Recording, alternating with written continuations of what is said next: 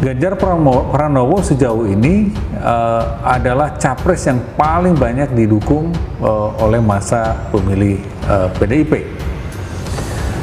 Dalam setahun terakhir, dukungan massa PDIP kepada Ganjar ini naik dari 20,1% pada Maret 2021 menjadi 34,2% pada Maret 2022. Skala prioritas saat ini tetap bergerak ke bawah untuk rakyat.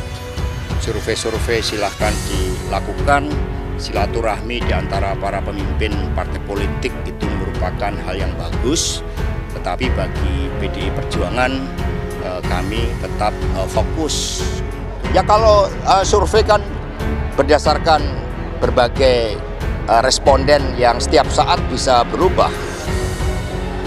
Jumlah rakyat Indonesia itu begitu besar dan aspek naik turunnya partai politik itu melalui suatu kerja kolektif turun ke bawah, bukan kerja perorang-orangan. Mungkin ada 3 poros kalau dari nama tadi, misalnya betul-betul terjalin, meskipun ini bisa berubah, Gerindra dan PDIP misalnya terjalin koalisinya benar-benar jadi Prabowo Puan, maka kemungkinan Ganjar akan masuk dari koalisi Indonesia Bersatu.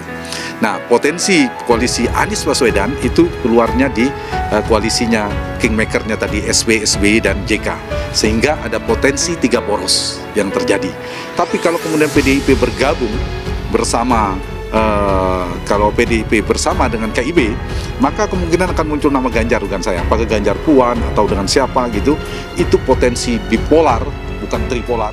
Menurut survei SMRC, suara Partai Golkar melonjak jika calonkan Ganjar Pranowo di Pilpres 2024. Pendiri Saiful Mujani Research and Consulting atau SMRC Saiful Mujani mengatakan, dalam survei eksperimental yang dilakukan lembaganya, menunjukkan jika Golkar mencalonkan Ganjar Pranowo maka suara PDIP akan turun dari 25% menjadi 18%. Saiful menjelaskan bahwa selama ini dalam berbagai survei, PDIP mendapatkan suara selalu melampaui perolehan pada pemilu 2019. Menurut dia, salah satu unsur suara PDIP tersebut adalah pendukung Ganjar. Jika Ganjar dicalonkan atau pindah ke partai lain, sebagian suara PDIP akan berpindah pula. Kalau Ganjar dicalonkan oleh Golkar, dia mengajak sebagian pemilihnya ke Golkar, kata Saiful. Dalam survei tersebut, suara Partai Golkar akan melonjak jika mengusung Gubernur Jawa Tengah sebagai calon presiden atau capres 2024. Saiful Mujani mengatakan, survei eksperimental ini untuk menilai efek calon presiden terhadap perolehan suara Partai Golkar. Menurut Saiful, ada 3 tokoh yang dipilih dan diperlakukan sebagai treatment, yakni Erlangga Hartarto, Ganjar, dan Erick Thohir. Erlangga dimasukkan karena dia sebagai ketua partai, sedangkan Ganjar dimasukkan karena ada diskusi di kalangan Golkar untuk mengusung politikus PDIP itu.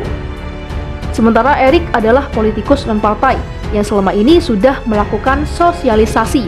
Tokoh-tokoh lain yang sudah dideklarasikan oleh partai lain tidak dimasukkan seperti Prabowo Subianto dan Anies Baswedan, kata Saiful pada bedah politik bertajuk Siapa Capres yang Membantu Menaikkan Golkar kemarin. Ganjar punya efek positif untuk suara Golkar. Sebelum melihat efeknya, kata dia, SMRC melihat variabel kontrol terhadap eksperimen, yakni elektabilitas partai politik. Dalam variabel kontrol tersebut, Partai Golkar mendapatkan suara 11% dan berada di urutan ketiga setelah PDIP dan Gerindra.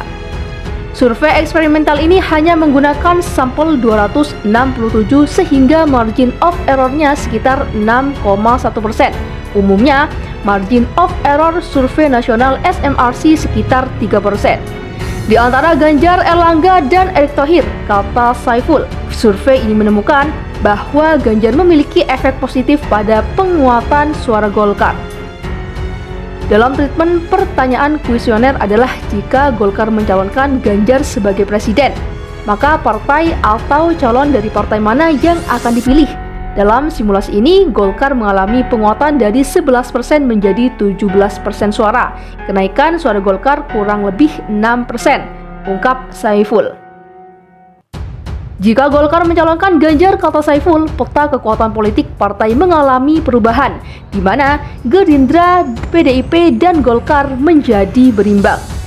Dia memberi catatan agar PDIP perlu berhati-hati dengan hasil temuan ini. Kalau PDIP ingin menjaga suaranya, mereka harus hati-hati dengan fakta ini. Jangan sampai Ganjar diambil oleh partai lain, kata Saiful. Survei ini dalam format wawancara tatap muka pada 3-9 Oktober 2022. Populasi survei ini adalah seluruh warga negara Indonesia yang punya hak pilih dalam pemilihan umum, yakni mereka yang sudah berusia 17 tahun atau lebih atau sudah menikah ketika survei dilakukan. Dari populasi itu dipilih secara random atau stratified multistage random sampling sebesar 1.220 responden. Respon rate sebesar 1027 atau 84%. Margin of error survei dengan ukuran sampel tersebut diperkirakan sebesar kurang lebih 3,1% pada tingkat kepercayaan 95%. Asumsi simple random sampling. Metode eksperimental untuk menguji efek pencalonan presiden terhadap elektabilitas partai dilakukan dengan membagi responden secara acak ke dalam 4 kelompok, yaitu kontrol, treatment 1, treatment 2, dan treatment 3. Dan setiap responden mendapat satu pertanyaan sesuai kelompoknya.